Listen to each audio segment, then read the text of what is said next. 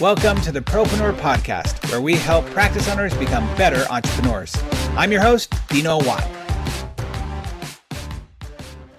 And once again, welcome back, everybody, to the Propreneur Podcast. I'm your host, Dino Watt. Excited to have you here once again, sharing best practices with us and hopefully sharing with your friends and colleagues. If you've enjoyed the show, please make sure to subscribe and also share it with a friend or a colleague so that they can actually get this information too. And you're really going to want to share it and subscribe to this podcast because we get the pleasure of listening to Dr. Robert Sheffield, who is somebody I've known now for, I think, 6 years, 5-6 years going on that. Yeah. It's been a while. It's been a while. I've seen his kids grow. That's how long it's been. He's seen my kids grow and get out of the house. But I'm excited to have him on the show because we're going to talk all about how to improve your office culture. And for any of you that have listened to this show for any amount of time, you know that is my passion and helping people do that. So, Rob, thank you for coming on the show. Oh, my pleasure, Dino. I appreciate it. So Rob is a doctor who's been practicing for quite a long time, but instead of me telling that story and finding out all about you and about how you got into this world, why don't you just tell our guests and our listeners how you got involved with orthodontics, why maybe you got into orthodontics, and how your practice is doing now? Yeah, I guess it's probably not different than a lot of people. You know, I wanted to be a dentist since as long as I could remember. You know, my mom told me at 6 years old, I came back from my pediatric dentist visit and said, that's what I want to do. So obviously I kind of stuck with it all through school. And as you do, you're searching what would be the most interesting. I gravitated towards orthodontics and was fortunate enough to be able to, you know, follow my dreams, you know, all the way till today. You know, I'm still living the dream. Living a dream. Well, I think it's funny. Well, not funny. It's just interesting because I do find that usually people fit into certain categories, right? Like you just saw it when you were a kid and you're like, man, I want to do something like that. Or they had some traumatic experience, right? Like got a car accident and all their teeth got knocked out and they had a great orthodontist that helped them out. Or they were in school. They really didn't know what to do. And then somebody just kind of led them on to this idea of being a dentist and then orthodontist, and it just was a natural progression. So I love that your category was since you were 6 years old, knowing that that's what you want to do. I wanted to avoid the dentist like the plague when I was 6 years old. So because every time I went, there's another cavity. Yeah. Every time there's at least one. As a matter of fact, it was a joke in my family of like, okay, how many cavities you know going to have this time? And we found out later on, and I'm probably making this up in my head because it makes me feel better about it. But when I got braces, the orthodontist there told me that one of the reasons why I probably had a lot of cavities was because my teeth, not only were they jacked up at the front with the supernumerary and all that stuff, but they were spread out quite a bit. And so there's more places for the cavities to hide. Does that sound right, or am I making stuff up? Well, sure. You know, I mean, it's harder to keep your teeth clean if they're not aligned as well. Yeah. Or you could keep them clean, but it takes more effort, and not a lot of people are spending the necessary effort. So right. Your teeth does allow you to keep things clean easier. So you hope in the long run, the hygiene's better, and in turn, the dental health and everything. And I do want to say, Dino, when I first met you, you would have had no idea what a supernumerary. I know, it's so true. You've learned a lot since we first started, chatting with each other. Oh, 100%, man. When I sit there, there's still times, especially like at the meeting I was just recently at, I'll sit there and I just looked over at my wife and like, they just spoke Klingon to me. I don't know what they just said, right? But there are other things I'm like, oh, an inclusion. Okay, all right, okay, I know it. Like little things that I'm getting, oh, when they're talking about the archway, this is what they're talking about. I sound very, very smart to the people who are around me that don't know what they're talking about either. Yeah. It's funny because when you said that about 6 years old, you brought up a memory in my head that I haven't talked about and I haven't really gone back to in a long time. It had to be 5th grade because I was at Yuckaloma. Yeah, so 5th grade, there was a talent contest. And for whatever reason, I decided to sing a song for Ghostbusters. Remember the show Ghostbusters, yeah. Right? There's a little girl, Tammy, who was like abnormally short. And I was a plaque buster, and I wore a whole white outfit with the backpack, and I had a big thing of crest on my back out of, cardboard or cardstock. And I sang the song plaque busters. And I totally was like, when there's something strange growing in your mouth, who are you going to call? Plaque busters. I did a whole song around this thing. I haven't thought about that in forever. You just brought that in my head. That is crazy. That's what you're going to get on this show, folks, is weird memories of Dino and his dentistry and challenges. Well, back to you. Yes. What I'd love to hear about is how you've been in practice for how long now? Geez, got to think about it. Since 1998, in this location. So 22 years. In the same location? Well, same city, town. Yeah. Right. Just growing it. Wow, that's amazing. 22 years. That's awesome. And so what I love about that is that there's obviously some great wisdom and understanding that you've had through the ups and downs of being an owner, being an orthodontist. What would you say has been some of the biggest struggles that you've come across over 22 years with the merging of being a great technician at what you do as an orthodontist and owning a business?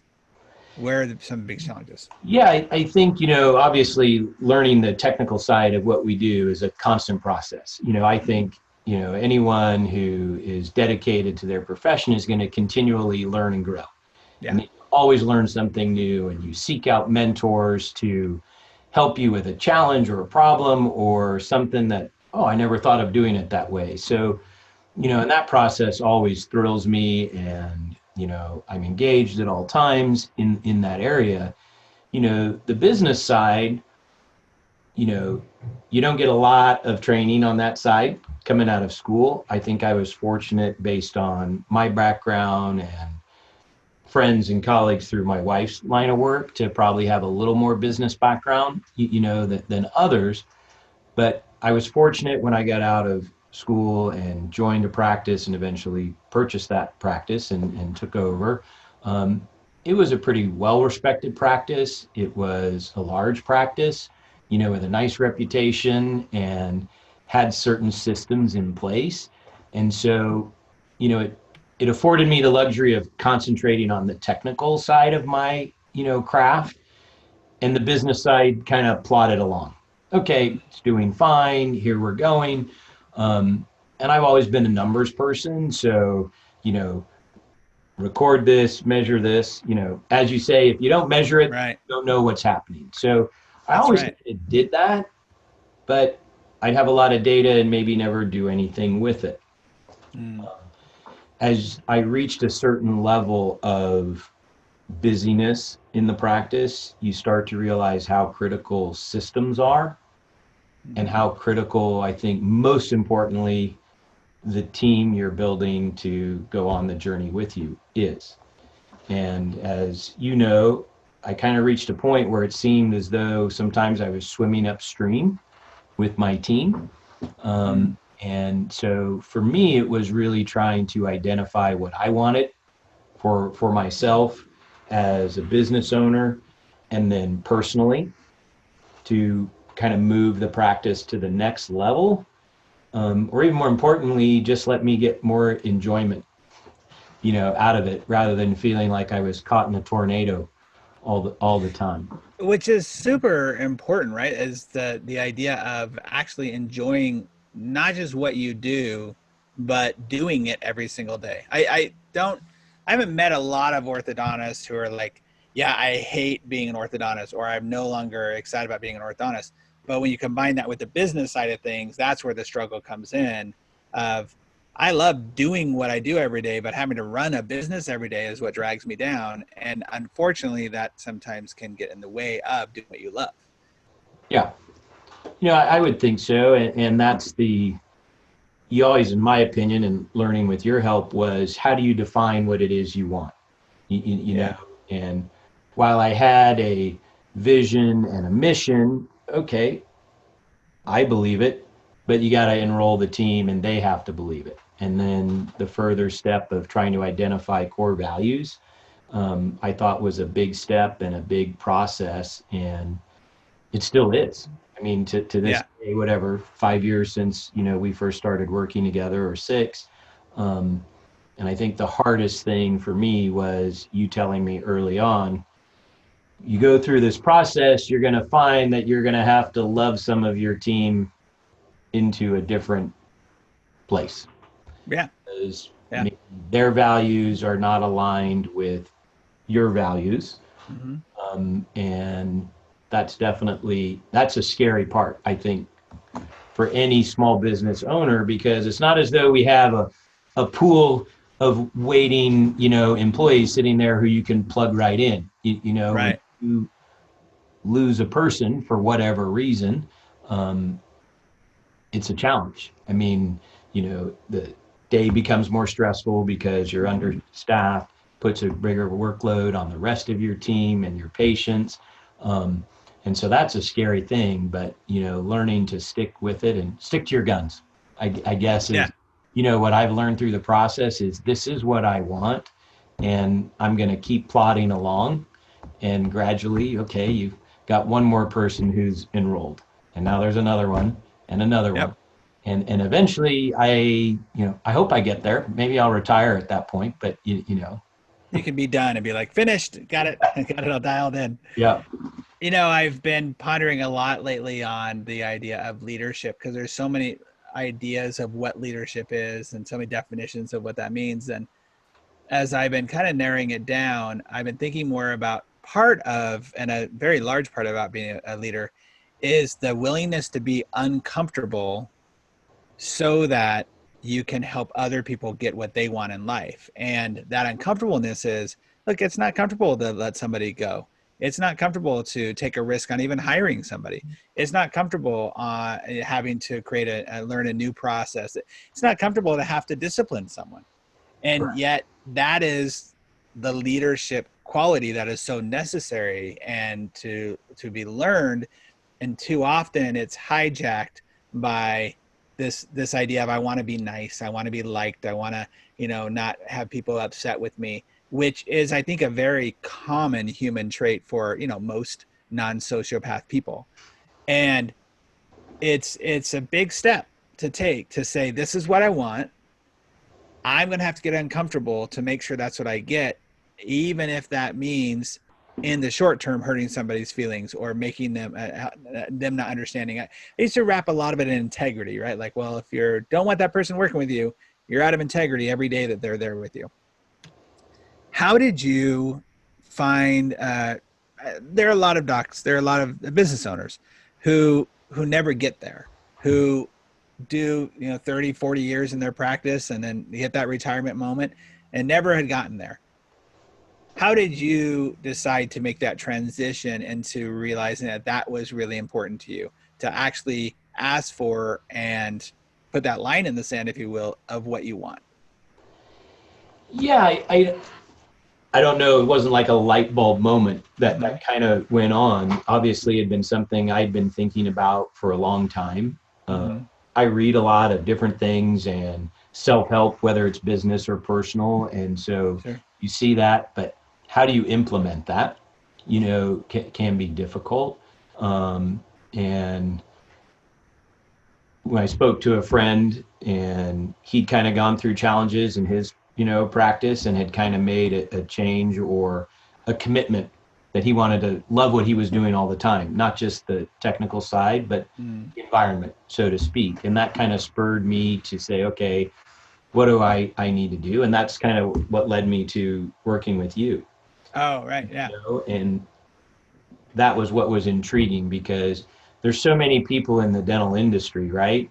But you weren't, right? You Right. approached it from a different perspective that for me, from a relationship side, that's where Mm-hmm. you were initially.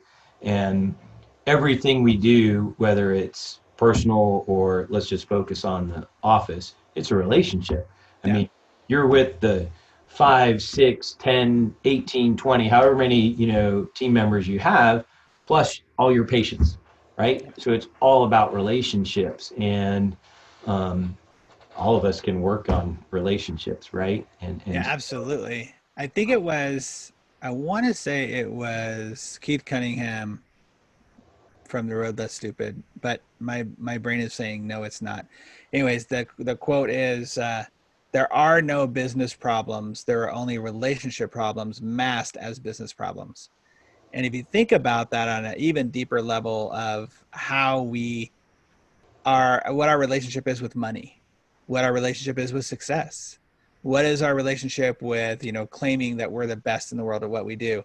I've been talking about that for a while now. And at the beginning of my speeches, right, I'll say, hi, my name is Dino Watt, and I'm the best in the world at what I do. Sure. I'm standing in front of a group of people who I believe are the best in the world at what they do. And I'll sometimes go through an exercise where I'll have like people kind of own it. I'll give some examples of, obviously the late, Kobe Bryant, he believed every time he got on the floor that he was the best in the world at what he did. And that's why he was so great. And those that believe that achieve more. But it's very interesting to have people, when I finally at the end say, okay, docs, I want you to say it. I want you to say it like you believe it, that you're the best. What there's this retraction that goes on. You could just see it. And it's like, well, man, because there's a responsibility that happens when you claim that. So just like in that situation, when you claim what you want, when you say, hey, I want to have these certain things happen in my office, I want these type of people around me that are going to support that, then Providence moves to make that happen, number one, but it also can get really scary. So the question would be, what's on the other side of that? For somebody who's listening right now, I always try to put myself in the spot of the guy driving to work, thinking about, listening to the show, thinking right now, okay, well, am I willing to go through that? I say what I want all the time, but nobody gives it to me, right? There has to be a bigger commitment to that, obviously. What's on the other side of that, of when you do make that commitment, when you do put that line in the sand, does it give you more freedom? Do you feel like it was more work? Like, what's the other side of that? Well, it's definitely more work. I mean, once you've kind of committed, you're committed, right? I mean, you're there, you're Yep. all in, and you have to make the commitment to yourself that even when it gets dark and scary, you're still going to commit to that, because that's what you're investing in for your happiness. And that's difficult, right? And I think the biggest, I don't know, aha moment early on in our relationship, Dino, was when we were talking about how do you form, you call it the core team, or other people use a leadership team, and you're kind of looking, and you'll instantly kind of gravitate towards, oh, well, who's been here the longest, these sorts of things. Who's in management, who's at TC, yeah. There, and you use the term advocate, right? And, well, that person who I was thinking of, and when you put it out, that person who is going to always be your advocate, they're going to support you. They're going to support the vision you have and the core values you've established as a team at all times. This doesn't mean they're a yes person, and right. You'd want them to also come to you. Hopefully hey, they're not, right? You said this, or you did this. Maybe you're not adhering to your core values. So it's not a yes man, but it's that someone who's the advocate. And that was a big realization for me, is as you can start to find true advocates for your practice, you are able to offload certain things.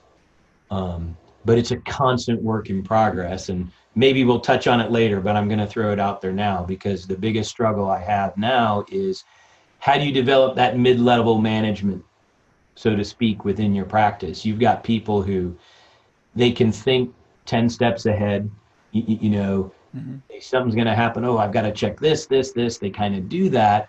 But the struggle can be, they will have a challenge having a crucial conversation with a teammate. And then all of a sudden you find out something's been going on for 7 months. You're like, wait a minute, why didn't you guys handle this? Because you know how it should be handled, but they don't. Right? And usually it comes up when I finally come now to the realization, it's time to love this person out, and then they're gone. And so far, fortunately, as you adhere to this plan I'm on, every time I've had to make that decision, I feel great.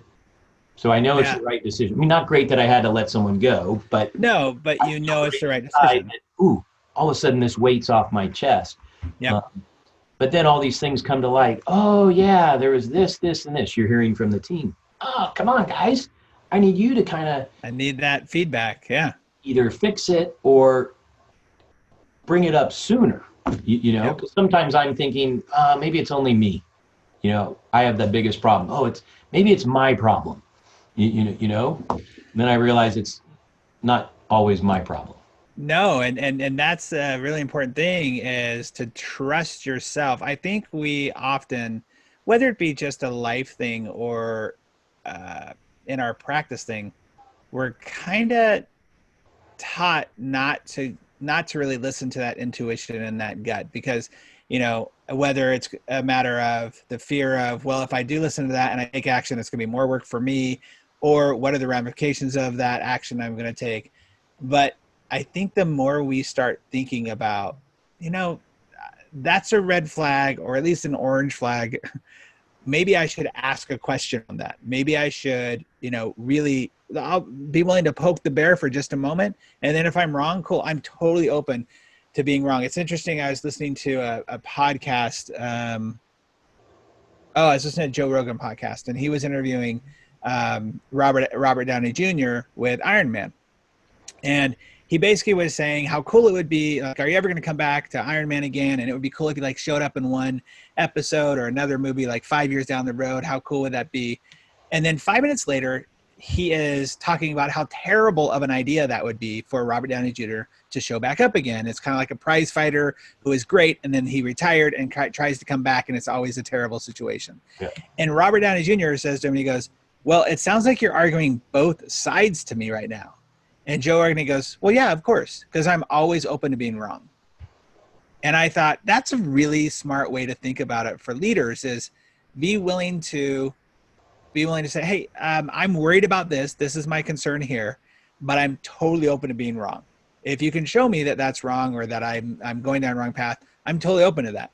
What a freeing thing, too, mindset-wise, to be in that spot. My question is when you talk about that challenge, is it a matter of the system that's not in place, the accountability system that's not in place? So, for example, I have an office where we put into place every Friday, the doc gets from his 2 upper management people or mid-manager people a specific report that tells them all the good, bad, and ugly inside of the business, so that he can be aware of it. Because he doesn't need to be dealing with it all week long. But Friday, he needs to know. He needs to know that thing was checked, that the things were ordered, that person was dealt with. And if not, then it's on that management accountability. Is there something like that in place that might help out? Some along those lines. I think for most of our, let's call it basic operating systems, if you're referring to reports that have to be turned in for whatever, treatment coordinator needs to turn in month-end reports, so we have that. The lead clinic assistant who handles tracking our extra visits, emergency visits, those reports are all in. Right. We know no-show rates for exams and patients, and all those reports, that all kind of moves fairly well. I mean, sure. That issue. I think if you're talking about a report that says the good, the bad, and the ugly, it would be, and I don't have this, but something along the lines of, okay, it's more on that relationship side. Yeah. What don't I know? Yeah. Like how did it go? And you alluded to something when you kind of said, okay, here's what I'm seeing. I could be wrong. Right. But let me throw it out there. And most of the time I know I'm right. And it's something 1 or 2 team members are doing that are doing the other people. Yeah. Now, they could all be approaching it from a different perspective, which is difficult, but I'll just say, hey, here's what I'm seeing. What do you think? Now, the challenge is having your team then be honest with one another to be able to actually get to the root of the problem. And it's usually not that big a deal. Yeah, right. It's blown up into a big deal because it's just festered for 4 months. And if it had been dealt with 2 weeks in, right, it'd be fine. Or 2 hours in. Yeah. Amy, my vice president of sales and marketing, Amy Walker, she says that unaddressed frustration never gets smaller. Yeah. Right. It's like frustration, irritation, and if it's not addressed, it never gets smaller. So then you actually have a really great set of core values that you guys have developed. What's the core value that would be around that challenge? Well, we always talk about creating a positive team. I'll focus on that Okay. because, most of the challenges, if it's interpersonal, are definitely dragging down the positivity Right. within the team. You Mm-hmm. right? And, there's how we go. And we always try, or one of the things I've tried to teach the team is when there's a problem, write it down. Here's the problem. Mm-hmm. Here's why it's a problem. And here's my thoughts as possible solutions. And if everybody would just write it down, it becomes factual. Mm-hmm. There's no emotion in the words on the page typically, but no one writes it down. So you're trying to carry on this conversation, and it usually will come out more emotional than it needs to be, Mm-hmm. or the person receiving it receives it emotionally versus factually, Mm-hmm. and then it disintegrates instead of just focusing on the task at hand. So the So positive part. here's an idea around that. When you do that, which I love that idea, I hope that people are listening take that on, and I hope that you can make that actually. It's not a good idea to do when we have a problem. I would even suggest to make this part of like the. Do you guys are you a 4 or 5 day office? Uh, Primarily 4 days of active patients, and then the fifth day is more training or admin stuff or Admin stuff. occasional things. But So that would be great. Even on that fifth day, every admin day morning huddle starts with, or in that huddle is, all right, everybody hand in your papers for what's the problem. But the thing I would add to that problem, what's the problem? And then what was the second thing? why it's a problem. Why it's a problem. I would add, what will happen if this problem doesn't get addressed? Hmm. Because I want them to think that through. Like, what are the negative outcomes if this problem doesn't get addressed? And then have everybody like it's Friday. We're not moving forward with our meeting until these are turned in and we go through them because we can't have this go another week. We can't have it go another 2 days. And I wouldn't be surprised if a couple things happen. Number one, it's kind of like dieting, right? The best form of diet plan ever is a food journal because you have to pay attention to what you're eating. You have to write it down. You got to write it down, even if you're the only person to see it. If they are forced to write down this thing, maybe it'll encourage them to deal with it on their own so they don't have to write it down. Because what I would say then as a leader is when it comes up later, if something comes up later on and it was never on the piece of paper and it never came out, somebody's like, no, it's been a problem for like 2 months. Like, no, it hasn't because it's not on the paper. And so if it's not on the paper, you can't bring it to me. This cannot now be a problem because we have a system for that. And as a leader, I would even say, like, if they come to you with that problem and it was a surprise thing, I'd refuse to listen to it. Sorry, I'm not allowing this to happen in my business. It's not a problem because you didn't write it down and hold people accountable to that. So it might be a way to get that through. Yeah, I think your comment of that added sentence, I think, would be helpful because the more you can get your team, because another one of our core values is sound judgment.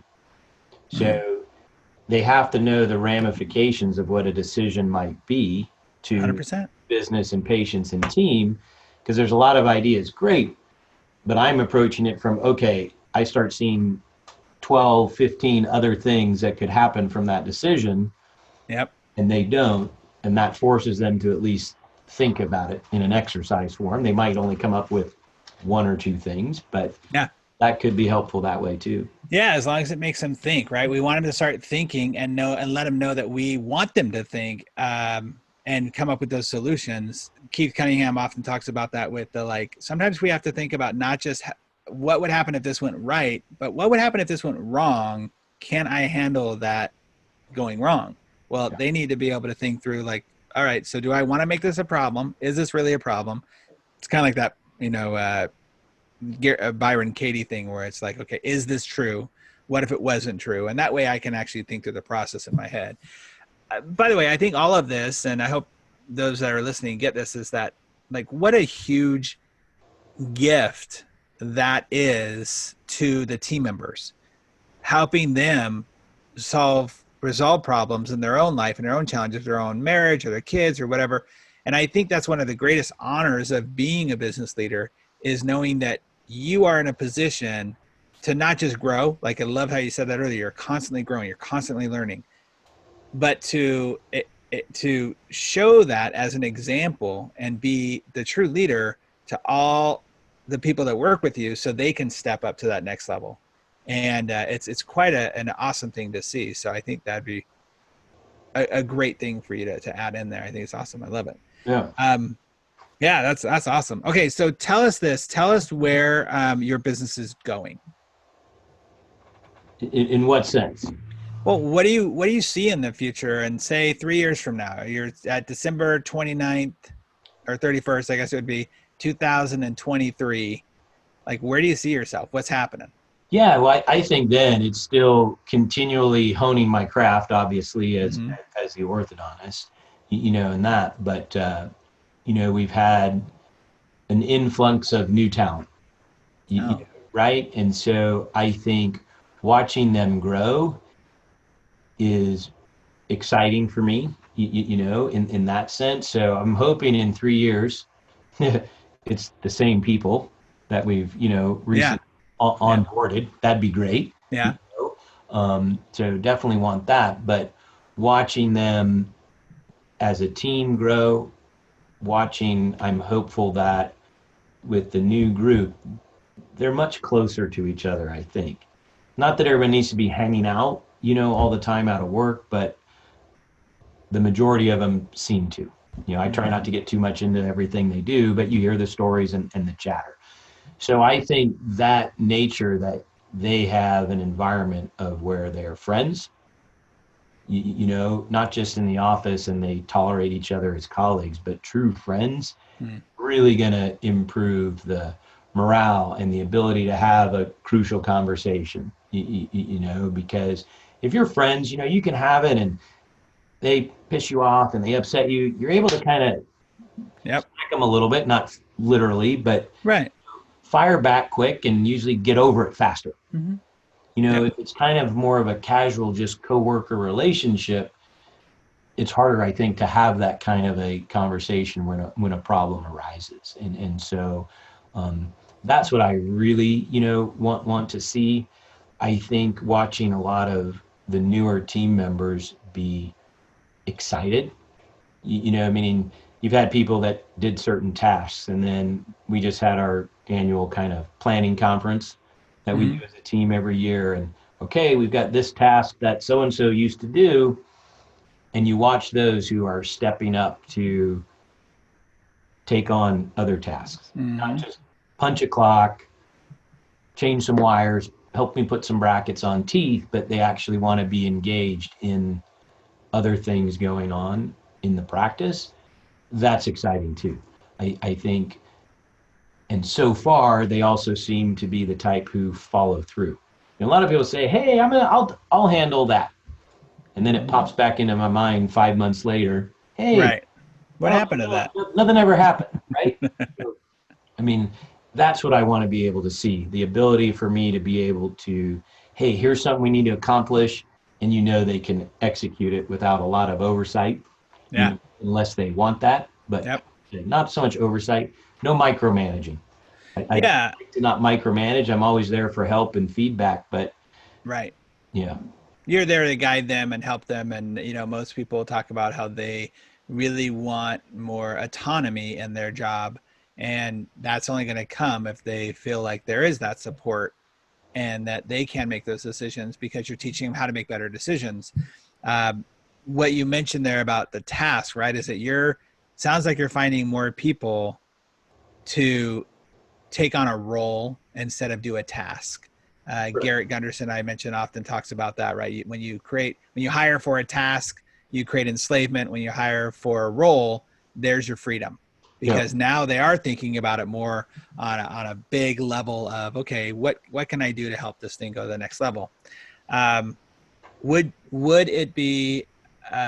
you be opposed to me giving you a quick coaching moment, though, through some of the verbiage that you just said? Sure. So I'm never opposed you, to you are opposed to it or no? No, I'm never Okay, opposed. okay. So I don't want you to hope anymore. You mentioned hope a couple times. I hope it's this. I hope it's that.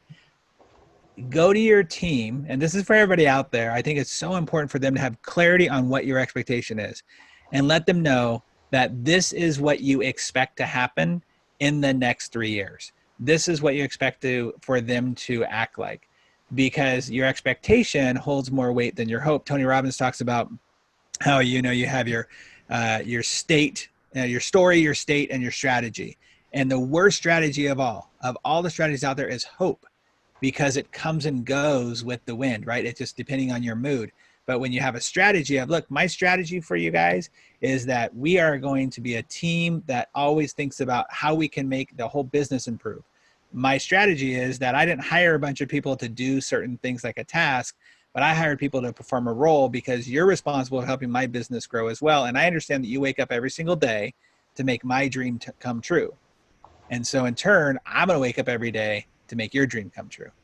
And that way it's given them this and I think you should repeat that, like, almost this is your Monday morning mantra, right? Like, you just let them know, this is what my expectation is. This is where we're going. Let's go. Because it gives them that sense of security, especially for women. We've talked about on the show before about that, how important that is, but really just to know you have a plan, and that's important. So just a thought.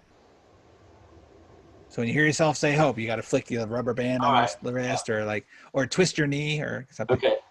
The shock collar. The shock collar. There you go. It's awesome. All right. Well, obviously this has been great information. I know everybody listening to this is getting a ton of great notes out of this and what they can do to go back in their practice. What I would love to do is that we usually end the show with 6 questions that are kind of rapid fire. I just ask a question. You give me your fastest answer possible. You want to play? All right. Let's see what we got. All right. So what's the number one thing that you wish they would have taught you back in school? Yeah, how to read people better. Oh, that's a good one. I think, you talked about relying on your gut, but okay, is there cues that you could pick up on to know what is that person? So I think being able to read, that could have helped me maybe make a few better hiring decisions. Yeah. Or firing decisions along the way. Yes. Right. That's a great one. That hasn't come up yet on the school, but there's been people, how to talk to people more about to read people. That's really cool. Is there a book, and I know you've got a lot of them, but is there a book that you feel every private practice owner should be reading? Oh, wow. That's kind of tough, I guess, because I've read a lot of books. But I think one that kind of encapsulates, and maybe this is personal, right? So everybody's going to feel something different. But for me, when I look at it, there's a book titled Move Your Bus. Or Move the Bus. I can't remember exactly. Yeah. Move Your Bus. Yeah. And it's broken down into sections. Mm-hmm. But when I think about, when you talked about setting expectations, when I think of expectations for me, all right, that book kind of dovetails very nicely with how I think. Mm-hmm. So at least from my standpoint of who I am, it's real nice to be able to talk to a new team member and say, okay, here's this. You're going to read it. We're going to talk about it, because knowing how I am and what I think or my expectations is going to help you. Totally. So I think that book is probably one of the best just from my standpoint. There's another little booklet. It's called Smile and Move. Mm-hmm. But the company's givemore.com. Mm-hmm. And, they're like 20 pages, but that encapsulates probably half just in its, nice little bit of our core values. So that's another great one that I think fits well. That's great. Those are both good books. And we'll definitely put links on the show notes to making sure that people can get to that. I think Move Your Best should be one of those required books for every new team member, that and raving fans, so that they just get, like, when I say, look, right now you're being a walker, or right now I need more runners, or, go find me some of your friends that you feel are runners that would be a good fit for our company, right? They understand what you're talking about. Well, obviously, you've been through my program before, but also in my book, The Practice RX, like, my main focus and everything I do is about team culture and team performance, that being, I believe, the foundation of your growth of your business. But when you're talking to your colleagues, when you're even just like thinking about your own self and your business, what do you feel is the biggest challenge right now with private practice owners, what they're facing, I should say, when it comes to their teams and office culture? Culture-wise, I think, it's fine. I don't think there's such a big challenge, there, as long as you stick to it and you're committed, at least for where we are right now. And I guess it's a good thing with finding people. There's not a lot of people out there searching. We're having to replace a treatment coordinator right now. And, even though you go outside, the normal box for your reach, there's not a lot of applicants coming in. Right. Because we have a great economy. That's a challenge. Quality people. So that, I think, right now in the immediate sense is probably the biggest, challenge I'll see, with where we're looking at, from a team standpoint and finding people, culture-wise. I'm getting better, and some of my key people who are also involved in bringing on new team members are also getting better at reading people and kind of ferreting out what type of person this is. Yeah. I can't teach you to be a good person. Right. I mean, I hope that I can teach you the skills. Sometimes you can, sometimes you can't. I mean, there's that. Mm-hmm. But you got to have an inner sense of you're a good person first off. Having people come in when you talk about culture, that you've got to love people, right? I mean, if you can think about someone else before yourself, you're usually going to make the right decision. Yeah. I mean, not at the detriment to yourself. That's not what I'm saying. But, sure. Everything that happens during the day, if everybody thought about, well, how's it going to affect the patient, or how's it going to affect my coworker before, if I do this, I might get to lunch 10 minutes late, and I was supposed to go pick up my dry cleaning or whatever it is. Then they spend so much time figuring out that if you'd just gotten it done, you would have been done 10 minutes ago. So if we're thinking about others first, so I think finding those people for your culture, usually, no matter what your core values are, if they're a good person inherently and they'll think about others first, you can usually get someone who's going to be a good fit. That's actually a really good point. Like, there's a basic need or even litmus test of like, are you really a good person? Are you thinking of others first? Are you charitable? Are you wanting to see other people succeed and excited for them when they do succeed or not? If you can find those type of characteristics in a person, then the culture is going to, number one, be a lot easier, but they'll plug into whatever you got going on because they want to be a part of that. Yeah. That's actually a really cool idea. If somebody wanted to get a hold of you and ask you some questions, what's the best way that they can reach out to you? Yeah, probably my personal email would be the best way. I usually will check that, pretty regularly. Okay. And that is? Oh, sorry. R.E. Sheffield at sbcglobal.net. All right. We'll make sure we put that in the show notes as well. All right. So this is a big, tough question, I know, but what's the best advice that you've ever received in business or in life? Remember to take care of yourself and your family. Oh, so hard for so many people, right? Yep. Yeah, that's so true. And I think, that's critical, especially as you watch, my kids have almost all gone, out of the house and things like that. And, I don't have any regrets by any stretch, but yes, I could have tried to have figured out more time, and most of us probably in this profession are somewhat on the type A side, I would say.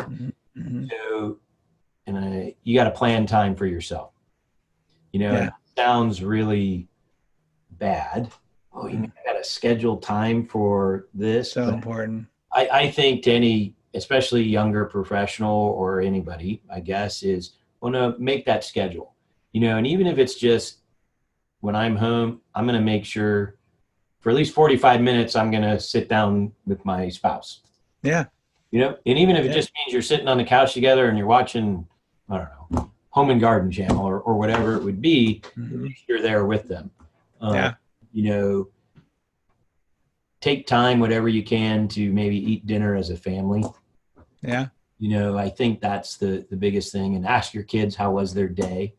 Make sure no one has their phones at the table. But I that would be where I would go. I love it. I think it's so important. And I gotta say, like, there are plenty of great conversations that are started over sell or not sell or whatever that show is, right, on Home and Garden Network. So sell it or list it or whatever it is. Love it or list it. Yeah. Love it or list it. There you go. All right. And then last question is this. Out of the 22 years that you've been in practice, what you've seen, what you've tried, what you've worked on, what do you feel has been the best resource or tool that you've used to grow your practice? I guess just be genuine and honest. One of my instructors in school, when I was getting ready to leave residency, and there's a lot of trepidation and am I going to make the right decision or anything like that? And Mike said to me, he said, Rob, he said, as long as you treat every patient as if it was your son or daughter in the chair, you're going to be fine. At least then you're coming from a place of integrity and honesty and true caring. It could be the wrong decision, right? I mean, there's no guarantee right, sure. there, but at least you're making that decision for the right reasons, in their best interest. I mean, I think most of us, I would hope, would treat your family with their best interest at heart and not any other extraneous reasons. So I think I still remember that to this day. I'm sure there's plenty of others if I gave That's awesome think about it, but the one that pops into my head every day when I'm doing a new patient exam, or parent asks me, well, what would you do? Well, I'm able to have that conversation because this is what I would do if it was my child. It makes it a lot easier just to live with yourself, first of all, and just know that, even if it's, like you said, the wrong decision, or if the true decision is, I wouldn't do this, and it doesn't benefit your business, it still benefits your business and benefits you as well. Right. Well, great words of wisdom and an amazing conversation. I hope everybody listening has been able to be uplifted and filled with this conversation with Dr. Sheffield, because, man, Rob, you've just done some amazing stuff, and I love seeing your growth and seeing what you guys are all about. And for those of you that are listening, please reach out to Rob if you have any questions, or make sure you share this episode with friends or colleagues so that they can also get a piece of this great wisdom. Thank you again, Rob, for being here. My pleasure. Thanks for asking me, Dino. Absolutely. Everybody listening, please make sure to subscribe and on one of your either iTunes or Spotify or wherever you are listening to the show. Thank you for being members of this show and listening as loyal as you have been. And we've been blessed to have a lot of people come up to us at different events saying that they listen and they enjoy it, and that makes us very, very happy. So thank you again for listening to the Propreneur Podcast. As you know, our goal is to always help you be more proactive, productive, and profitable in all areas of your life and business. We'll see you on the next episode, everybody. Thanks so much again for listening to the Propreneur Podcast. We really appreciate your support. If you haven't subscribed already, please make sure you do so. Also, if you feel like you might be a good fit for our podcast as a guest, or know somebody who you think would be, go ahead and email us at dino@dinowatt.com. Again, thanks for your support. We'll see you on the next episode.